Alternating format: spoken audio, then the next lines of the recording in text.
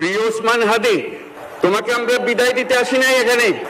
তুমি আমাদের শনিবার দুপুরে জাতীয় সংসদ ভবনের দক্ষিণ প্লাজায় ইনকিলাব মঞ্চের মুখপাত্র শরীফ ওসমান হাদির জানাজায় তিনি এসব কথা বলেন। প্রধান উপদেষ্টা বলেন, প্রিয় হাদি, আজকে আমরা তোমাকে বিদায় দিতে আসিনি, আমরা তোমার কাছে ওয়াদা করতে এসেছি। তুমি যা বলে গেছ সেটা যেন আমরা পূরণ করতে পারি, সেই ওয়াদা করতে এসেছি। শুধু আমরা না, বাংলাদেশের সব মানুষ সেই ওয়াদা পূরণ করবে।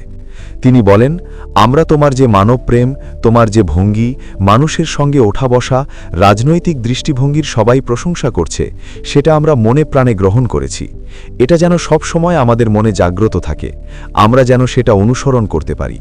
তুমি আমাকে এমন এক মন্ত্র কানে দিয়ে গেছ, সেই মন্ত্র বাংলাদেশে কেউ কোনোদিন ভুলতে পারবে না। এই মন্ত্র চিরদিন আমাদের কানে বাজতে থাকবে। সেই মন্ত্র বড় মন্ত্র হয়ে বাংলাদেশের সঙ্গে যুক্ত থাকবে। তোমার মন্ত্র ছিল, বলবীর চির উন্নত মম শির। আমাদের শির কখনো নত হবে না।